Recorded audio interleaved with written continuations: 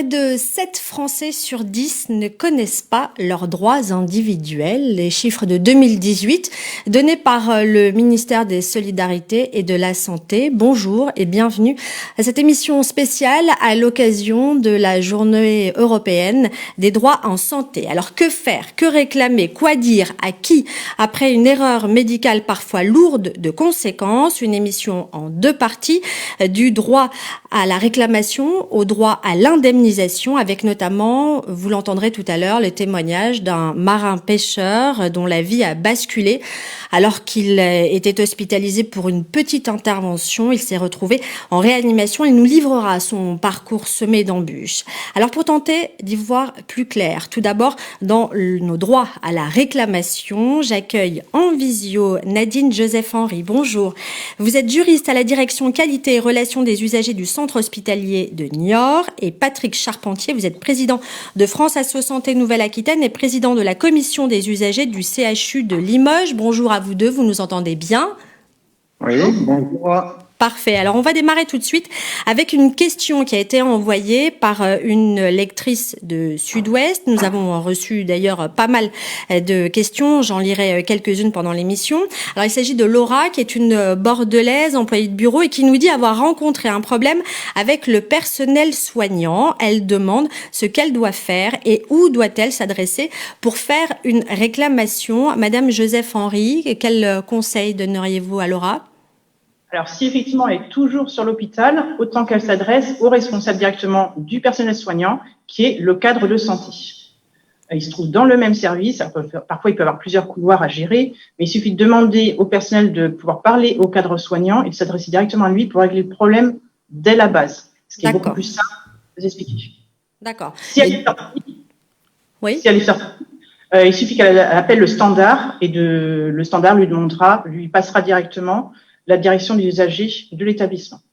En préparant cette émission, Madame Joseph-Henry, vous m'avez dit il y a vraiment quelque chose qui est très important dans la démarche. À un moment donné, il faut savoir oser dire. Et c'est finalement difficile. Quels sont les freins? Les freins, je pense qu'il y a toujours une image impressionnante du corps médical. On sait que les patients vont s'adresser plus facilement aux soignants qu'aux médecins. Déjà, ça c'est une première chose qui est toujours restée. Mais après, il faut aussi passer le cap, ne pas faire de biais. Ça nous arrive d'avoir des appels de famille alors que le patient est dans son lit, alors que le patient pourrait directement s'adresser au personnel et faire valoir sa problématique, sa difficulté, pouvoir la résoudre immédiatement. Et le fait pas parce que finalement, on a un peu toujours en tête cette idée que le médecin est celui qui sait, et puis nous, on sait pas, on est patient justement. Hein, certains de ceux qui participent à cette émission me l'ont répété, patient, on patiente. Oui, sauf que les choses ont quand même largement changé. Les gens se renseignent. Tout le monde a vécu une expérience médicale. On a toujours eu des contacts et tout le monde dans l'entourage en a eu. Donc, c'est des choses qu'on sait, qu'on apprend. Et après, il faut effectivement apprendre à s'adresser et oser, en fait, tout simplement parler aux médecins, aux soignants et n'attendre que ça aussi, de pouvoir échanger. Et c'est toujours aussi un élément important, l'échange. C'est ce qui crée la relation de confiance. Alors, du côté du patient, je l'entends. Qu'en est-il du côté médical, justement? Est-ce que les médecins sont formés à mettre à l'aise, justement, préparer ce contexte qui va permettre aux patients de parler? Alors, effectivement, ils n'ont pas les mêmes formations que, par exemple, les avocats, les journalistes. Ils n'ont pas dans leur cursus de mise en scène, des choses comme ça. Ils le travaillent surtout lorsqu'ils sont internes, lorsqu'ils sont directement en stage sur les établissements. C'est travailler avec, du coup, le médecin senior. Mais ils sont en première ligne à ce moment-là. Et effectivement, c'est quelque chose qui est un apprentissage plutôt expérientiel que théorique. On pourrait imaginer que, comme par exemple la prise en compte de la douleur a été ajoutée dans la formation initiale des médecins, on puisse aussi ajouter ça, justement, la faciliter l'échange, le dialogue, la communication. Alors, ça a déjà commencé à être amorcé. Il y a notamment ce qu'on appelle des patients enseignants qui peuvent intervenir au niveau des facultés de médecine pour justement apprendre à s'adresser aux patients, mais pas seulement s'adresser, c'est aussi pouvoir comprendre ce qu'il veut dire, ce qu'il ne le dit pas, et qui est un enjeu majeur dans la relation, dans son approche de l'acte médical. Ouais, alors là, on entend que c'est quand même assez complexe. C'est-à-dire que s'il faut commencer à deviner ce que le patient voudrait dire mais ne peut pas dire et peut-être ne pense pas, enfin, ça devient complexe. En fait, voilà, tout est aussi une partie d'inconscient. Là encore, il n'y a pas longtemps, j'ai reçu une réclamation et la personne le dit clairement.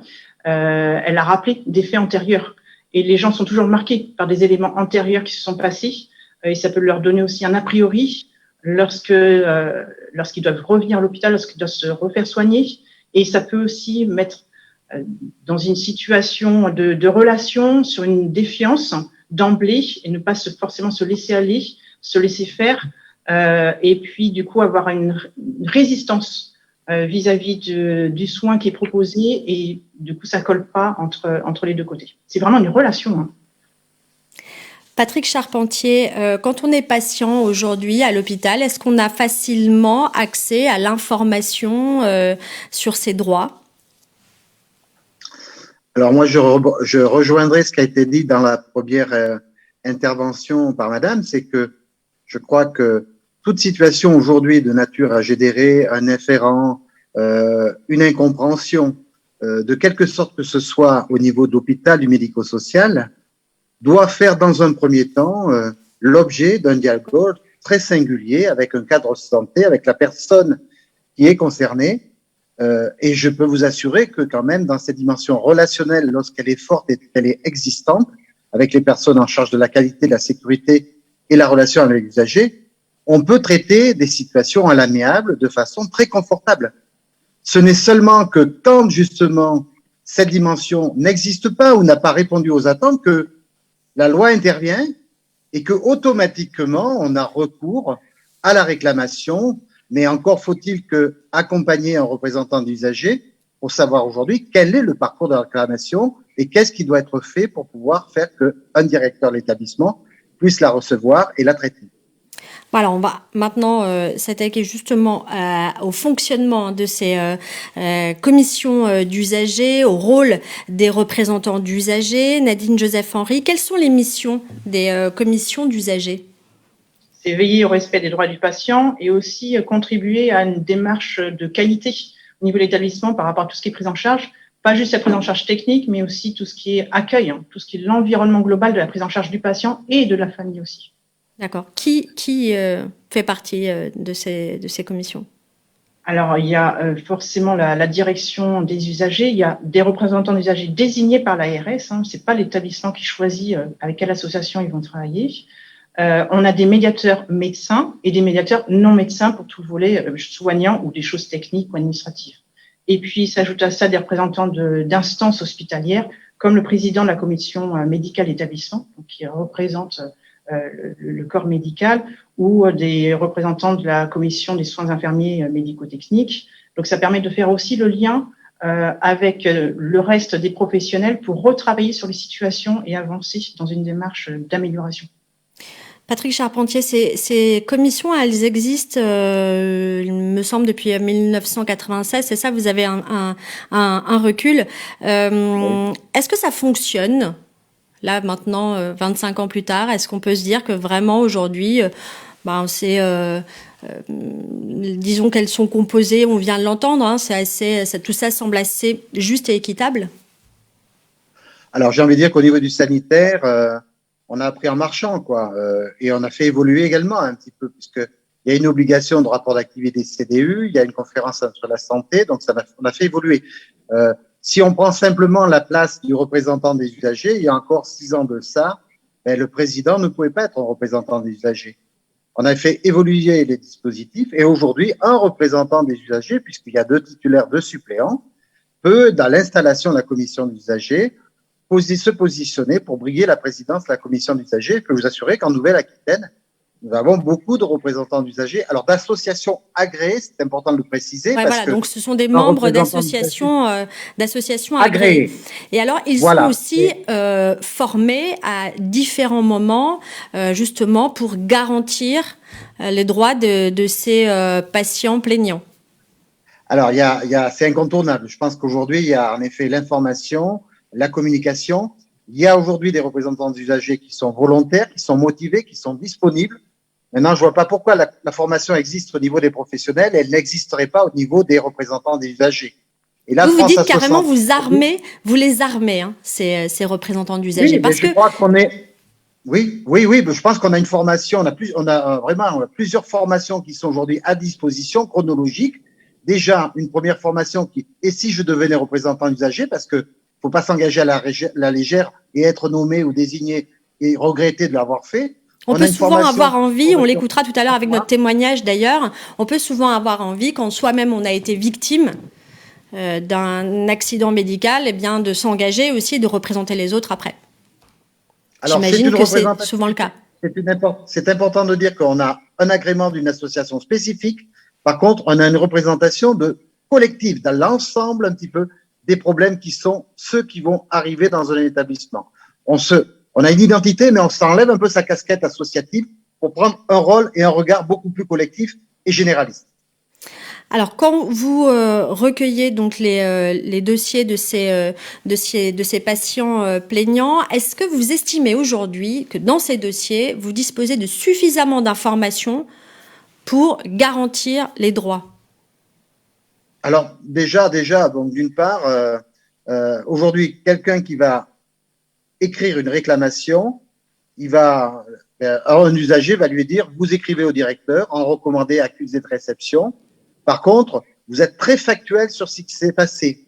C'est qui, quand, où, comment, combien, qu'est-ce que vous souhaitez et quelles sont vos attentes. Voilà. Et à partir de là, nous, on a rempli notre mission. Le directeur, dans le retour courrier qu'il fait que s'il estime qu'il n'a pas tous les éléments en main pour pouvoir traiter la réclamation, va mettre, comme disait madame, une médiation administrative ou médicale. Et là, nous, on a travaillé avec les directions de façon à ce que le courrier prévoit que, s'ils souhaitent, c'est leur libre choix, qu'un représentant des usagers soit présent en médiation, il le précise au niveau de la médiation. Et là, nous intervenons et nous avons accès à l'intégralité du dossier. Voilà. Et ça nous permet, du regard qui est le nôtre, de voir quels sont les droits qui ont pu être éventuellement bafoués dans le traitement et le parcours de cette personne à l'hôpital. Nadine Joseph-Henri, on a reçu aussi la question de Jean-Michel Billot, qui est président du FC Que Choisir Pays de Saint-Omer. Il vous demande si la réclamation doit être exclusivement adressée à l'établissement hospitalier ou si finalement on ne peut pas l'envoyer aux représentants d'usagers. Les deux sont possibles. Nous, on a des représentants d'usagers qui réceptionnent directement des réclamations. Nous, ce qu'il faut absolument, c'est que ça remonte à un moment donné à la direction pour qu'on puisse analyser le problème aussi au niveau des services. Je rebondis juste par rapport aux médiations. Nous, systématiquement, on propose de plus en plus à la fois des représentants d'usagers, mais aussi des représentants d'associations, parce que notre commission, on a un deuxième volet de commission qu'on appelle élargi, dans lequel on n'étudie pas forcément on n'étudie pas les réclamations, mais on parle de politique qualité, et on a intégré toutes les associations qui travaillent sur l'établissement, donc au moins une trentaine. Et en fonction en fait de la pathologie et de la situation, de ce qu'on peut déceler à travers l'écrit, lorsqu'on propose une médiation, on va proposer soit un représentant d'usager, soit aussi une association un peu plus spécifique, comme Alcool Anonyme, pour les polyarthriques, France Alzheimer, des choses un peu plus spécifiques pour aussi retravailler avec l'association en termes de qualité sur la suite. D'accord. Mais donc, finalement, la réclamation, vous estimeriez que quel type de demande, de plainte, sans que ce soit une plainte justement au sens juridique, mais dans quel cas est-ce qu'on peut avoir recours à ces réclamations, puisque c'est très personnel finalement, c'est parfois de l'ordre du ressenti. Dans tous les cas. Après, nous, on prend tout. Peut-être un peu trop de choses. On prend aussi bien des commentaires qui sont dans les questionnaires de satisfaction où c'est des points de vue un petit peu négatifs, trop négatifs, on ne peut pas non plus tous les traiter par rapport aux effectifs que nous sommes, des réclamations par mail, des réclamations téléphoniques, des réclamations écrites. Nous, surtout la distinction qu'on fait, c'est entre ce que vous avez dit justement, entre réclamation et demande d'indemnisation. Dès qu'on parle d'indemnisation, nous, on bascule sur le volet qui sera vu juste après. Voilà, où on le traite différemment. Pour nous, ça devient un contentieux et ce n'est plus la même chose. D'accord. Quand on a préparé ensemble cette émission, Madame Joseph-Henri, vous m'avez dit aussi que ça fait 15 ans que vous exercez, c'est ça. Vous m'avez dit que la forme des réclamations a changé ces dernières années. On voit l'évolution sociétale, en fait. Autrefois, les gens prenaient le temps de réfléchir à la situation, d'écrire, de poser les choses par écrit, d'expliquer, d'exprimer aussi leur ressenti, parce que nous, c'est ce dont on a besoin le plus. Au-delà du factuel, on a aussi besoin de savoir comment est-ce qu'ils ont vécu les choses, parce que c'est ça qui est le plus important, c'est comment basculer ce vécu. Et dorénavant, désormais, on a beaucoup plus de mails, beaucoup plus succincts, en 3-4 lignes, ou d'appels téléphoniques. Le nombre de courriers écrits diminue largement.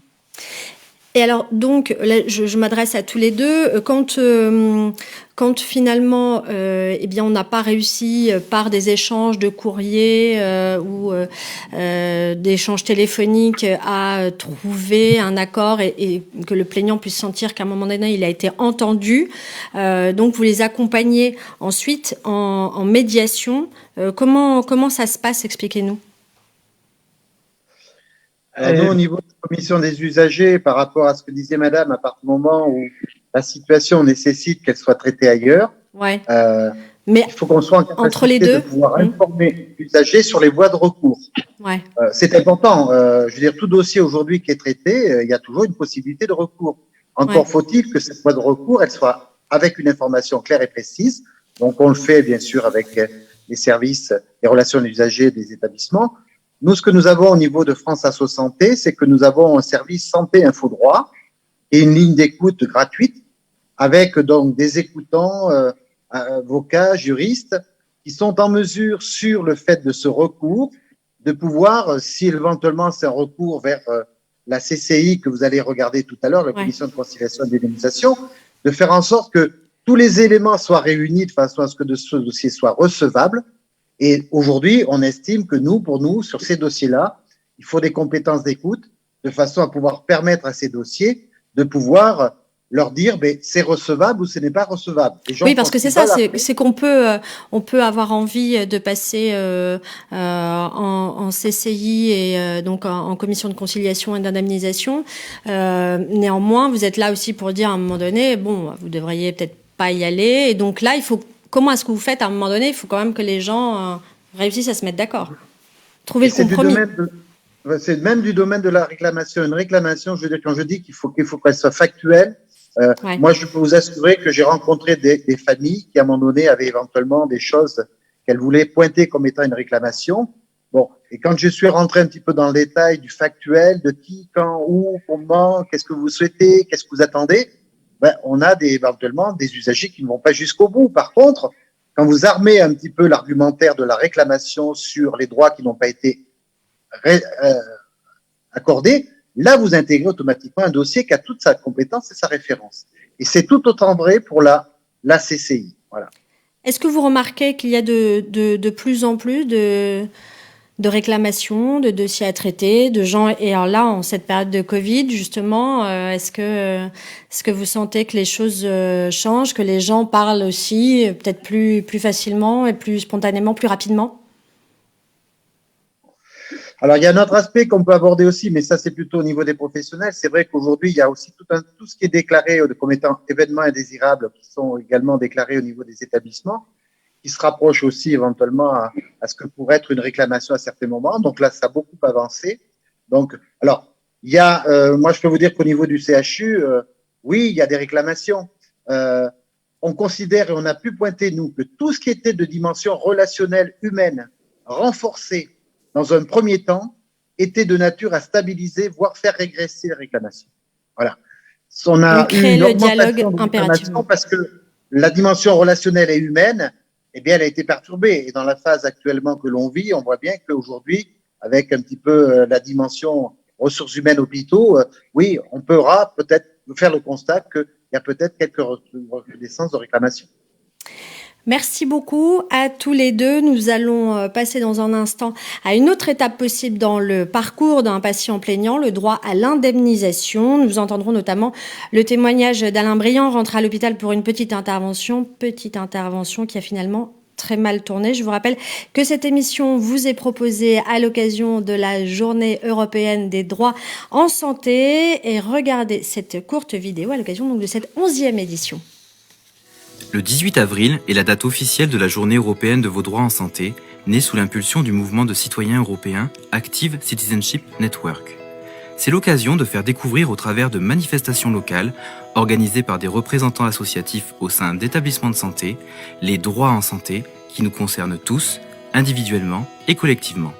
La journée européenne des droits en santé, pour moi, c'est le service aux autres. C'est un temps d'échange et d'apprentissage auprès des patients, des résidents dans les établissements. La journée européenne des droits en santé, pour moi, en quelques mots, c'est un temps fort citoyen, l'occasion de réaffirmer les droits des patients et des usagers de la santé, de les informer bien évidemment, mais aussi de mobiliser les professionnels de santé et les usagers autour de ces questions. Ce jour-là, je tiens un stand avec d'autres stands tenus par des professionnels. Je suis dans les établissements dont je suis représentant d'usagers, je tiens un stand, j'échange avec les patients, les résidents ou les professionnels. Les JEDS peuvent se traduire dans les établissements de santé et médico-sociaux par tous les canaux possibles. On peut être très imaginatif, ça peut être dématérialisé ou ça peut être de façon physique. Et l'idée, c'est de visibiliser des initiatives locales qui permettent de préserver les droits ou de les mettre en œuvre. L'aide apportée par France Asso Santé est un conseil transmis par l'équipe, toute équipe, et par des outils techniques type kakémono, flyers, affichettes. France Asso Santé nous soutient, non seulement nous soutient, mais nous est indispensable grâce à la communication, à l'assistance technique et à leur gentillesse. Mon plus beau souvenir de la journée européenne des droits en santé, un moment d'échange et d'humanité dans un établissement pour personnes en situation de handicap. Les résidents se sont appropriés la documentation de France Asso Santé et ont échangé sur leur quotidien avec les professionnels qui les entouraient. Mon plus beau souvenir est celui de la JEDS de 2019 où j'ai participé en tant que RU dans la tenue d'un stand d'information. Mon plus beau souvenir de la journée européenne des droits en santé, ça a été une réunion au sein de l'hôpital d'Aix-Chiappe avec tous les stands, toutes les associations participantes et le grand échange, la communication qu'il y a eu entre nous et le plaisir de découvrir tout le monde. Comme chaque année, pour une journée européenne des droits en santé réussie, à votre disposition, gratuitement et facilement, nos affiches, nos vidéos, nos outils. N'hésitez pas à les utiliser, ils sont là pour vous. Mon vœu serait que cette vidéo donne envie aux établissements de santé et médico-sociaux de s'engager dans la journée européenne des droits en santé pendant tous les jours qui vont suivre pour mettre en lumière toutes les actions locales qu'ils mettent en place en direction des usagers et des patients. Lancez-vous, n'hésitez pas à nous contacter. Les bénévoles et les permanents de France Asso Santé seront là avec vous et pour une journée européenne des droits en santé réussie.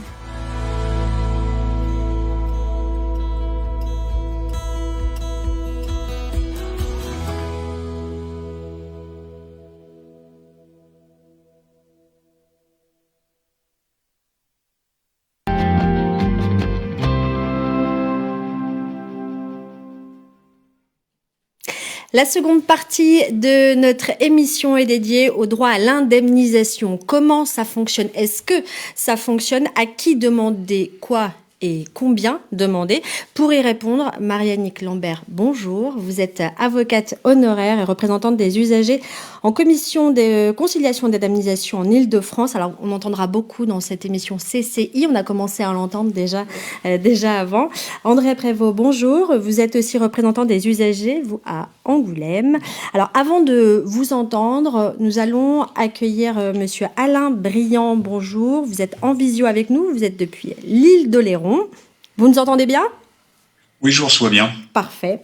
Alors, vous étiez marin-pêcheur jusqu'à ce mois de septembre 2015. Racontez-nous ce qui vous est arrivé. Alors, en 2015, le 3 septembre 2015, j'ai eu un peu mal au ventre et puis je suis allé voir un toubib aux urgences à Rochefort. Donc, il m'a dit, vous inquiétez pas, c'est une petite occlusion, je vous opère demain matin et demain soir, vous serez chez vous. Ça n'a pas été le cas. Je me suis réveillé 7 jours plus tard et j'ai passé 57 jours en réanimation. Avec votre pronostic vital engagé. Engagé pendant 34 jours. D'accord. Alors, comment ça se passe une fois que on sort de l'hôpital, ou peut-être quand on y est encore? Qu'avez-vous fait? Avez-vous alerté quelqu'un? Avez-vous su déjà si finalement, bon, vous n'êtes pas médecin vous-même, donc peut-être que c'était un risque possible. Sur ce qui m'est arrivé, donc sur ces 57 jours, j'ai été opéré 8 fois, dont une fois en sortant de bloc, ce qu'on appelle sous gaz carrément. Ils sont venus, ils m'ont repéré de fuite en urgence dans ma chambre. Bah, de toute façon, pendant ce temps-là, vous subissez, vous ne comprenez pas, donc vous ne savez pas ce qui vous arrive. Et vos proches, parce que votre épouse est là à ce moment-là, est-ce que, enfin, vous subissez, mais je crois que vous entendez un petit peu des gens dire autour de vous que visiblement il y a une erreur médicale. Quand vous êtes en réa, oui, vous dormez très peu.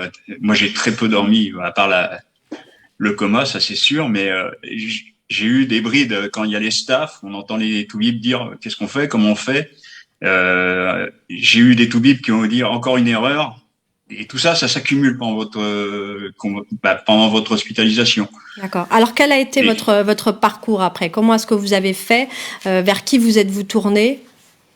Alors, tout d'abord, moi, j'ai pas commencé parce que je connaissais pas l'existence des RU. Je vais être franc avec vous, je connaissais rien à ce moment-là. Les représentants. Donc, j'ai appelé l'hôpital quasiment 1 an après, 6 mois après. Et j'ai appelé l'hôpital et j'ai dit, écoutez, moi, je veux comprendre. Simplement comprendre qu'est-ce qui s'est passé parce que j'ai tellement de vagues, de bruits qui sont apparus, mais des toubibs qui m'ont dit, mais attendez, il y a eu une erreur. Alors, c'est là qu'on rentre dans certains sujets qui fâchent. Et je me suis dirigé vers l'hôpital. Je les ai appelés, je leur ai dit, je voudrais bien rencontrer les chirurgiens, parce qu'il y avait 2 chirurgiens en cause, on va dire. Je leur ai demandé une entrevue. Personne m'a informé qu'il y avait des RU à cette époque-là. Personne ne vous en informe, et puis surtout, on entend bien que c'est vous qui faites la démarche, tout le temps. C'est-à-dire qu'il n'y a personne qui vient, à un moment donné, vous dire, ah ben tiens, il y a différentes possibilités pour vous faire entendre. Quand on vous explique que vous allez vous réveiller demain soir, vous serez chez vous et que vous rentrez quasiment 2 mois après, ça pose quand même problème. Là, c'est le manque ce qui m'a forcé, c'est le manque de transparence. On m'a pas dit, écoutez, excusez-moi, j'ai fait une erreur, il s'est passé un bug. On m'a dit, ça peut arriver. Voilà ce qu'on m'a dit. Donc, j'ai cherché par moi-même d'abord ce qui s'est passé réellement et comment vous expliquer on n'arrivait pas à cerner le problème. Et donc, quand j'ai vous êtes tourné vers qui donc à ce moment-là? La responsable de qualité de l'hôpital. Une dame qui était très sympa. Je lui ai demandé mon dossier médical. Ça a été un peu plus long que prévu, parce que normalement, j'ai appris après qu'ils avaient que 2 mois pour mettre en place vous le donner. Moi, ça a mis un peu plus, parce que il manquait certaines pièces, où il y avait des pièces qu'on fallait les demander. On vous explique après. J'ai appris tout par moi-même. Après, j'ai fait la rencontre des représentants des usagers de cet hôpital. D'accord. Et finalement, donc, quel a été votre recours? Vous avez choisi quel recours pour obtenir justice? Alors, au départ, c'était amiable. Je vais être franc avec vous, ça a été amiable. Et quand j'ai eu cette confrontation, j'appelle ça confrontation carrément, pas amiable, parce que je me suis senti abaissé. Vous êtes vivant, c'est bien. Vous devriez pas vous plaindre, presque. Devant ces 2 chirurgiens, j'étais avec ma compagne, on l'a très mal vécu. Je peux vous dire on a passé presque 2h30 avec eux et on l'a très mal vécu. C'est à ce moment-là que j'ai dit non, il y a quelque chose d'autre. Il faut que j'approfondisse le sujet. Et donc c'est là que je me suis dirigé vers le représentant des usagers. On a mis en place par la CCI, justement, on a demandé la première fois une CCI qui a été, on ne pouvait pas parce que j'étais pas consolidé. La première fois, au bout de 2 ans quand même, à titre informatif. Et j'ai été consolidé au bout de 4 ans. Et ça a été un chemin de croix. D'accord. Et finalement, en CCI, comment ça se passe?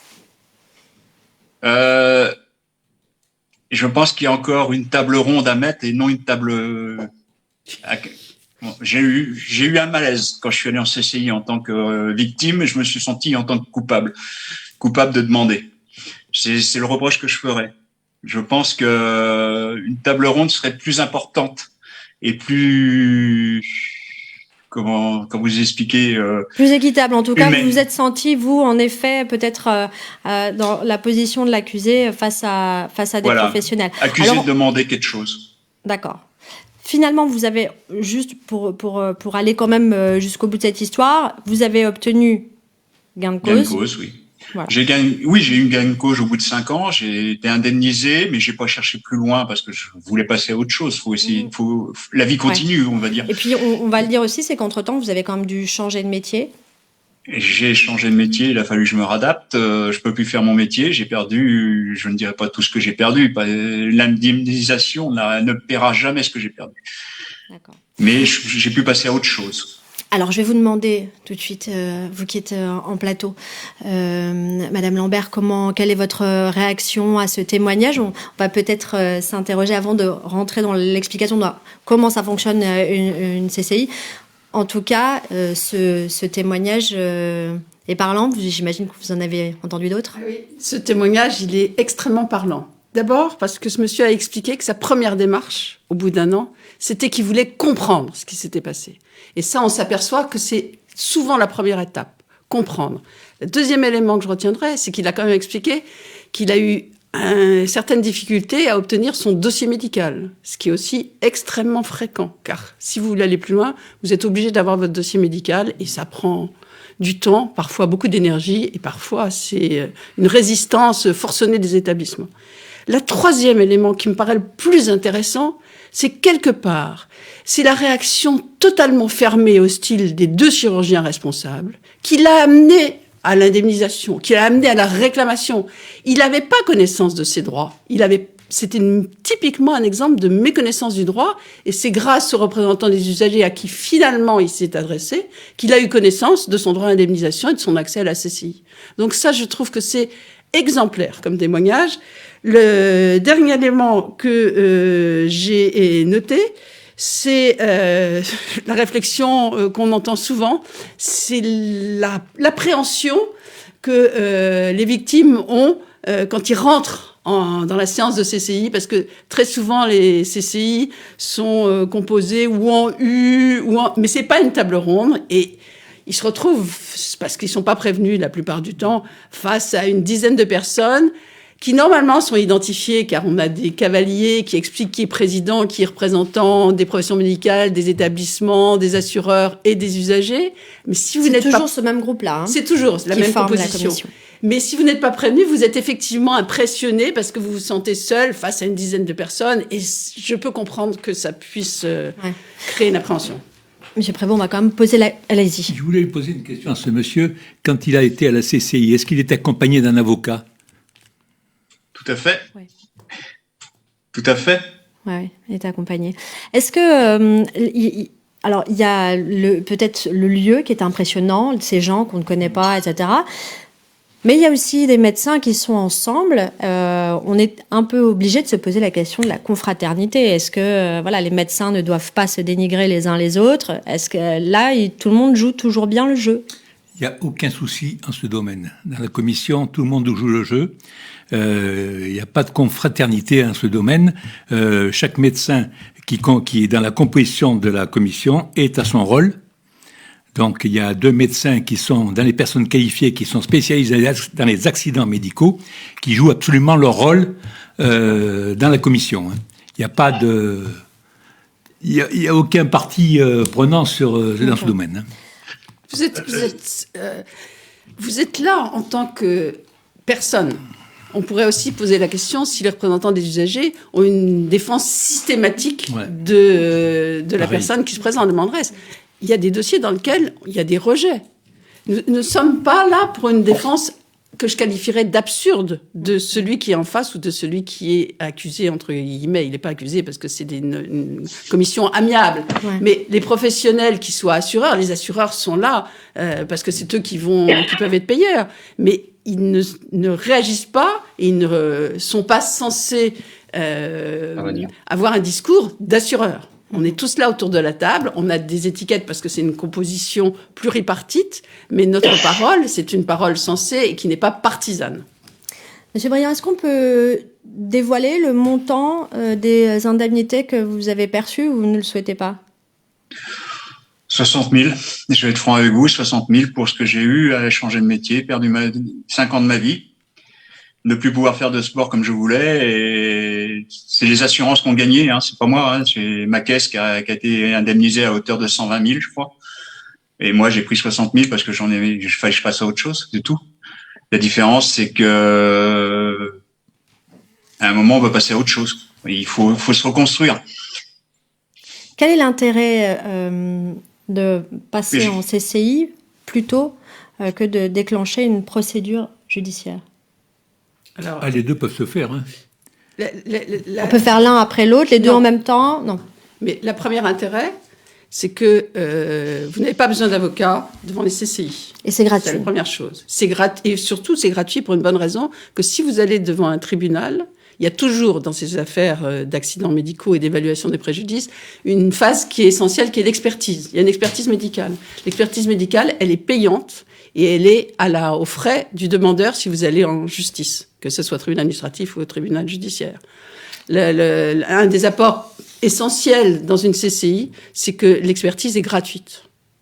Et mon collègue vous disait que sur Angoulême, la CCI, les parties étaient très souvent et la plupart du temps assistées d'avocats. En Île-de-France, on a moins d'un tiers des parties qui sont assistées, qui sont seules. On a moins d'un tiers des parties qui sont assistées d'un avocat ou d'un médecin de recours. Et vous avez beaucoup de dossiers, d'ailleurs, vous en avez amené. Je vous ai apporté, pour qu'on visualise un petit peu. Hein. Ça, c'est une journée, c'est les dossiers de la séance du 12 mai prochain. Ça, c'est une séance, 17 dossiers. Oui, mais parce qu'en Île-de-France, on a une population qui est évidemment énorme. Il y a une seule CCI pour toute la région. Donc, on a effectivement une charge d'audience et de dossiers qui est plus forte que dans certaines régions. Alors, il y a évidemment un barème, une grille pour aller en CCI. Comment ça marche? Comment est-ce qu'on peut justement obtenir un recours et passer en CCI? Le seuil d'accès? Le seuil d'accès, ouais. Non. Si, allez-y. Le monsieur prévoit pas très envie de répondre à cette question. C'est 24. Le dispositif amiable qui a été créé effectivement par les CCI, c'est un dispositif gratuit. Ouais. Mais, en revanche, il a des seuils d'accès. Alors, il a des seuils d'accès un peu techniques. En gros, il en a 4, mais qui déterminent... mais donnez-les-nous, parce que c'est vrai qu'ils sont très parlants. Hein. Ils sont très parlants. C'est 25% de DFP pour les gens. C'est par exemple la perte d'un œil. La perte d'un œil, c'est pas révisé. C'est au-dessus de 24%. D'accord. C'est au-dessus de 24%. Et un œil, ça vaut 25%. Voilà, à titre d'exemple, un œil, ça vaut 25%. Donc, ça vous donne une idée de la gravité des dommages qui peuvent aller en CCI. 25%, c'est beaucoup. Enfin, au-dessus de 24%. Un œil, c'est beaucoup. Pour un œil, mais c'était l'exemple plus simple. C'est très parlant. Vous avez 6 mois d'arrêt de travail, consécutifs ou non consécutifs sur une période d'1 an. Mais ça n'est applicable que aux gens qui sont salariés. Donc ça exclut aussi un certain nombre de personnes, car on voit bien on a bien constaté au fil du temps qu'entre autres les professions indépendantes reprenaient le travail plus tôt parce qu'elles n'avaient pas de revenus de substitution. Et donc on a créé un déficit temporaire qui est la même chose que la période de l'ITT, c'est-à-dire qu'il doit être de 50% pendant 6 mois sur une période d'1 an. Et puis vous avez un 4e critère qui est plus extensible et plus exceptionnel, qui sont les troubles particulièrement graves dans les conditions d'existence et qu'on a créé pour les personnes qui étaient victimes et qui n'étaient pas salariées, qui étaient des enfants ou qui étaient des retraités. Donc ça laisse la possibilité de faire accéder en CCI des personnes qui sont ni salariées ou des retraités. Et puis, il y a, dans le cas de votre témoignage, il y a aussi l'inaptitude professionnelle. L'inaptitude professionnelle est un des moyens de rentrer dans les CCI. Et alors, est-ce qu'on a le droit... Il y a des prescriptions aussi. Ah, d'accord. Des Oui, c'est ce que 10 je ans. vais vous demander. Ah oui, non, parce que est-ce qu'on a le droit, finalement, on n'est pas forcément conscient, dès qu'on a été victime d'une erreur médicale, de toutes les conséquences qu'il va y avoir après. Et on ne le sait pas d'ailleurs. Ouais. On peut avoir une petite idée, mais on ne sait pas forcément. Est-ce qu'on a le droit de revenir après? On peut. Ou En quand c'est aggravation. fait, Non. quand c'est fait, c'est signé, c'est signé. Non, sauf si vous avez une aggravation. Si c'est signé, si vous allez jusqu'au bout de la procédure, qu'il y a un avis qui vous indemnise, comme vous l'a dit ce monsieur qui a eu finalement 60 000 €, si jamais son état s'aggravait, médicalement constaté, il pourrait revenir devant la CCI pour obtenir plus. Il aurait gagné plus au tribunal? On ne sait pas. Difficile de savoir. Ouais, difficile de savoir. Ouais. C'est très difficile de savoir. Ouais. Si on peut faire une constatation sur les préjudices lourds, on a souvent une indemnisation un peu supérieure devant les tribunaux judiciaires en tout cas, mais c'est plus lent. Parce que quand vous avez une assurance en face, elle va en procédure d'appel, elle va parfois en cassation, donc vous gagnez du temps devant les CCI et vous gagnez quelque part les frais de procédure puisque vous pouvez y avoir accès sans assistance. Donc c'est un peu plus rapide, c'est aussi, malgré l'impression d'être jugé quand vous arrivez à la séance, c'est aussi quand même beaucoup moins intimidant que d'avoir... Vous savez, les gens qui ont été victimes d'un accident médical, ils se sont heurtés à l'institution médicale, donc ils se méfient aussi d'une institution judiciaire. Bien sûr. C'est aussi l'avantage de la CCI. On comprend. Comment est-ce que vous accompagnez, Monsieur Prévost, en tant que représentant d'usagers, ces patients plaignants dans cette démarche de la commission? On l'a entendu, c'est impressionnant, c'est douloureux. Alors, comment on l'accompagne? Eh bien, on leur fait un apport quand même psychologique, une aide de suivi là-dessus. Alors, Patrick Charpentier a bien expliqué d'ailleurs tout à l'heure le processus du départ de la réclamation à arriver chez nous. Bon, chez nous, de toute façon, une fois que la CC est enclenchée, on attend tout simplement les rapports d'expertise qui doivent être faits en principe dans les 6 mois. Et on reçoit, quand les rapports d'expertise sont établis, chaque partie, la victime, nous, et puis la personne mise en cause reçoit les rapports. Et après, donc, ça passe chez nous, comme vous le disiez tout à l'heure. Et là, après, on statue sur... Bon, le rapport d'expertise est quand même à 70% dans le cas de nos décisions. Hein. C'est-à-dire que vous le respectez à 70%, on le respecte à peu près à 70%. Vous le suivez, oui. On le suit. Voilà, ouais, vous le suivez. Et ça arrive des fois qu'on soit contre le rapport d'expertise. À ce moment, on demande une deuxième expertise. On va demander à Monsieur Briand. Il a un petit, je pense qu'il a un petit avis sur les experts. Il a eu une expérience un peu compliquée. Oui, j'ai un petit peu de mal avec les experts. J'ai eu 4 experts pour finir. Donc le premier expert, comme c'était en amiable, c'était l'expert de l'assurance. Déjà, ça a été pas un clash, mais fallait pas. J'ai été. Vous venez pourquoi, quoi.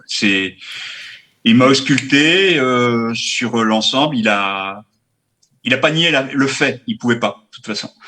Il pouvait pas nier moi, c'est une erreur, hein, je précise bien. C'est pas un accident, c'est une erreur. C'est bien marqué dans le rapport. Et je pense que on en avait parlé déjà avec une personne. C'est une erreur. Et il pouvait pas nier ce fait. Mais par contre, il a essayé de minimiser. Et il s'est mis au-dessus de nous. La victime, il n'y a eu aucune compassion. Ouais, c'est-à-dire qu'il a eu une attitude hautaine vis-à-vis de vous. Il vous a pas entendu, pas d'empathie. Il n'y a pas eu d'empathie pour moi, non. Le fait que je suis un homme, la mère, je suis, on va dire viril, parce que j'ai du poil, façon de parler. Vous, je vais pas. Faut garder de l'humour, mais c'est un peu ça, ils vous l'ont pas enlevé. Amusant. Mais vous inquiétez pas, le Prentium, l'esthétique, ça ne comptera pas pour vous. Vous êtes poilu, quoi. Donc, vous regardez le client, vous vous dites, c'est quoi. Et alors, est-ce qu'on a merci beaucoup, Monsieur Briand. Est-ce qu'on a le droit, donc on peut avoir X contre-expertise si justement on a un expert qu'on trouve pas très sympa, pas très à l'écoute. L'expert est désigné. Non, c'est pas possible. L'expert est désigné par le président de la commission de la CCI. Hein. Ouais. Donc il y a un groupe d'experts qui sont prévus et à chaque fois qu'un dossier arrive en CCI, donc c'est le président qui désigne un expert. Et l'expert, donc, il y a convocation de la personne, de la victime, en expertise, qui peut se faire accompagner par la personne de son choix. L'avocat ou un représentant d'usager ou quelqu'un d'autre, des membres de sa famille. D'accord. C'est pas, comme ça vient d'être dit, c'est quand les dossiers arrivent en CCI, c'est le président ou les juristes, assistés des 2 juristes, qui désignent un expert. Donc l'expert, il est choisi par le président de la CCI. Il n'est pas choisi ni par l'assurance, parce que l'expérience dont il vient de faire état, c'était l'assureur, l'expert de l'assureur. Donc il n'est pas du tout impartial. Bien sûr. C'est toujours extrêmement délicat. Mais chez les experts désignés dans les CCI, on a les mêmes témoignages. C'est-à-dire qu'il y a parfois des expertises. La première phase, quand vous êtes tout seul, c'est quand vous arrivez à l'expertise, que vous avez en face 4 avocats, parce que si vous êtes dans un hôpital, on vous oblige à mettre en cause tous les gens qui sont intervenus dans le système de soins, pas seulement le chirurgien, entre guillemets, dont vous pensez qu'il a fait une faute. Vous avez l'anesthésiste, vous avez absolument toute la chaîne qui doit être mise en cause pour que justement l'expertise soit opposable à tous les praticiens susceptibles d'être mis en cause. Donc vous vous trouvez à une expertise tout seul, parce que parfois vous n'êtes pas accompagné, face à un aréopage de médecins et d'avocats qui se connaissent tous, qui ne se rendent pas compte de l'impression qu'ils donnent, même s'ils ne sont pas de mauvaise foi, ou s'ils ne sont pas hautains, ou ils ne sont pas hostiles. On est tétanisé, on a l'impression d'être exclu du système. Donc l'expertise est la première épreuve. Ouais. Sans oublier que la victime se retrouve face au médecin qui le met en cause. Bien sûr. Donc, il y a ça aussi. D'où l'intérêt d'être assisté, d'être accompagné dans ces démarches. De toute façon, ça les rassure. Même si la personne... moi, ça m'arrive d'accompagner des patients en expertise. Même si on ne parle pas beaucoup, le simple fait d'être là avec eux, ça les rassure, déjà. Merci beaucoup, merci à tous les 3, merci Monsieur Briand, dont on signale qu'il est aujourd'hui, il fait des films, de la vidéo par drone, donc bon vent du côté de l'île d'Oléron. Merci à tous de nous avoir suivis, une émission à revoir qui est à votre disposition sur sudouest.fr.